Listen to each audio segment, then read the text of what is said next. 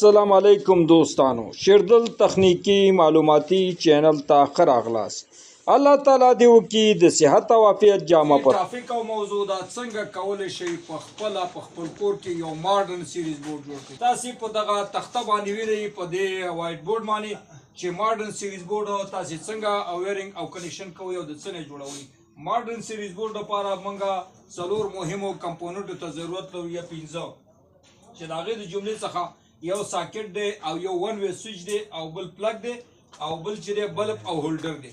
دغه 15 شیونه په ماډرن سیریز بورډ کې تاسو برابرول شي دغه څلور مهمو کمپوننټو څخه.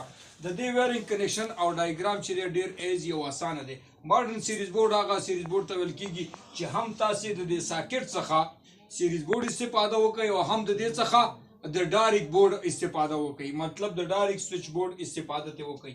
نو په دغه طریقې سره زه غواړم تاسو سره د دې ډایګرام شریک کوم چې تاسو په دې باندې پوه شئ او د دې نه استفاده وکړئ. یعنی د دې ساکټ نه تاسو ډایرکټ 220 برق استفاده وکړئ او هم د سیریز بورډ استفاده وکړئ. یو شی په چیک او ټیسټ کړئ.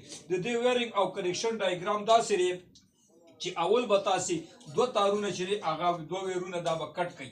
مطلب منګه دلته دته یو ویر چې دی دغه نیوټرل ویر چې دی د دواړو ته ډایرکټ کنیکشن کوو، سره رقمي کنیکشن کوو. ډایرکټ نه وروسته تاسو به فاز لپاره یعنی د ګرم لپاره دوه تارونه ورکوئ که نه ورکوئ.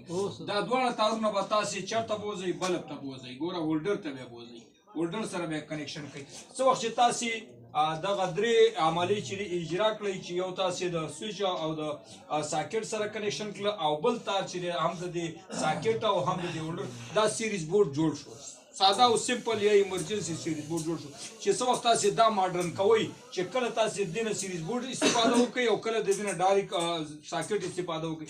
نو تاسو بیا څنګه چل کوئ؟ د دې نه وروسته بیا تاسو دوه تارونه چې همدغه تارونه چې تاسو پاس بولی دي، یو پاس چې کوم دی د دې نه به راولئ د دې بټنې سره به جن کوئ او بل پاس به هم دغه تار نه راولئ د دې بټنې د دې دویم پینټ سره جن کوئ.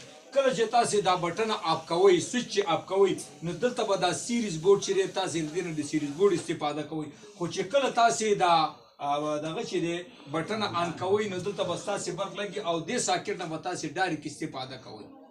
خبر باندې ورسېږي. نو په دې طریقې سره تاسو کولی شئ یو سیریز ماډرن بورډ چې دی هغه په خپل کور کې برابر کړئ. نو زموږ د نن ورځې ټاپک او موضوع هم دومره وه. ستاسو د توجه او لیدو څخه یو نړۍ مننه. السلام علیکم.